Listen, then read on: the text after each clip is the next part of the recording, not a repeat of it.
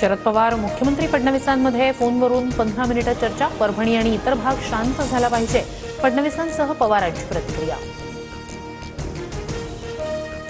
बीड प्रकरणात कुणीही सुटणार नाही, आरोपींवर कडक कारवाई करणार, मुख्यमंत्री देवेंद्र फडणवीस यांचं आश्वासन. बीड हत्या प्रकरणातील सर्व 8 आरोपींवर मकोका. सुदर्शन घुले, सुधीर सांगळे, विष्णू चाटे, महेश केदार, जयराम चाटेसह प्रतीक घुले, कृष्णा आंधळे आणि सिद्धार्थ सोनवणेवर कारवाई. खंडणी आणि बीड खुनातील आरोपी एकच, त्यामुळे खंडणीच्या सर्व आरोपींवर मकोका लावा, अन्यथा हा मकोका आम्हाला अमान्य, मनोज जरांगे यांची मागणी. धनंजय मुंडेंना मंत्रिपदावरून दूर करा, आकाचा आकाही आता बिनभाड्याच्या खोलीत जायला हवा. धाराशिवच्या मोर्चातून सुरेश धस यांची अजित पवारांकडे मागणी. सुरेश धस यांच्यामुळेच बीड बदनाम, गृह विभागानं निर्णय घेतलाय, आरोपींवर कारवाई करणार. बीड हत्या प्रकरणी पंकजा मुंडेंची प्रतिक्रिया. बीड जिल्ह्याला बदनाम करत नाही, आम्ही फक्त परळी पॅटर्नबद्दल बोलतोय, परळीशी आमचा संबंध नाही, सुरेश धस यांचं पंकजा मुंडेंना प्रत्युत्तर. हाके साहेब पाया पडतो, कुणाचंही उचल घेऊन बोलू नका, सुरेश धसांची टीका. तर आमच्या मतांवर जिंकला सुरेश धस, तुम्हीच आमची उचल फेडा, लक्ष्मण हाकेंचं उत्तर. सोबत असलेल्या फोटोंमुळे आम्हाला किंमत मोजावी लागते, कार्यकर्त्यांनी काळजी घ्यावी. वाल्मिक कराडसोबतच्या नेत्यांच्या फोटोवरून अजितदादांचं भाष्य.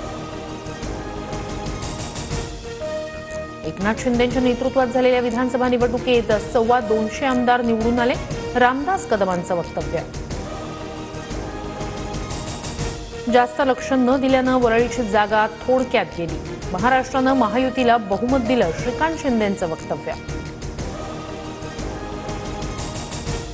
मुख्यमंत्रीपदासाठी ठाकरे काँग्रेससोबत गेले, बाळासाहेबांच्या स्मारक समितीच्या अध्यक्षपदावरून उद्धव ठाकरेंची हकालपट्टी करा, रामदास कदमांची फडणवीस, शिंदे आणि अजित पवारांकडे मागणी.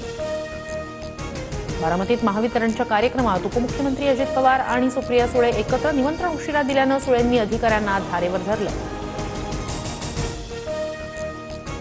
ठाकरे गट पालिका आणि जिल्हा परिषद निवडणुका स्वबळावर लढवणार, संजय राऊतांची घोषणा.